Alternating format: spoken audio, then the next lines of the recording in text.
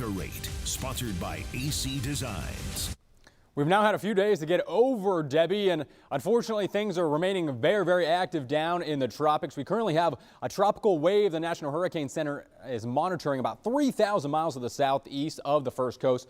40% chance of development within the next 48 hours, but a high chance, 80% of it developing within the next 7 days. So this is where we expect it to track by Monday and Tuesday towards the greater Antilles, and then eventually by Puerto Rico, the Dominican, and Hispaniola, and then up towards the Bahamas, likely by Thursday and Friday.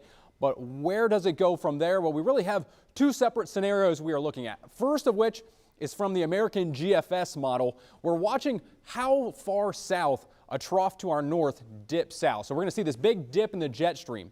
If it digs a little bit further southward down towards the Carolinas, that could end up bringing what would be eventually called Ernesto a little bit closer to the United States coastline. Now, in contrast to that, the European model isn't bringing that trough nearly as far south. It keeps it a little bit further northward up towards Maryland and Pennsylvania. So because of that, that would allow a much better recurve for Ernesto out into the ocean, and certainly wouldn't be any concern to us. So we're going to have to continue to monitor the potential for Ernesto to develop here over the next several days, but at least for tomorrow, not too much to be worried about. Certainly going to be another very hot, humid, steamy day out there. Temperatures starting off in the upper 70s, quickly warming into the upper 80s, and if not into the low 90s by lunchtime.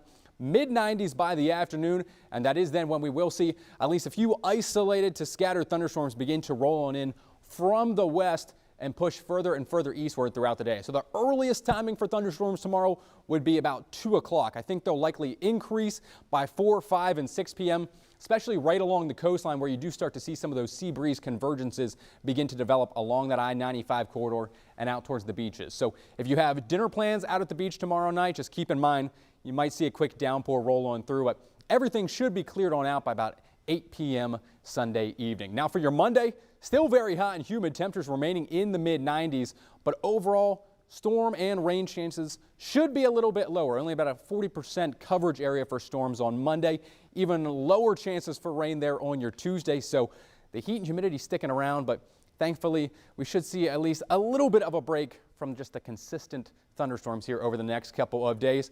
Unfortunately, they do return then by Thursday, maybe even into Friday as a cold front rolls on in, but also some cooler temperatures back into the upper 80s by the end of the week.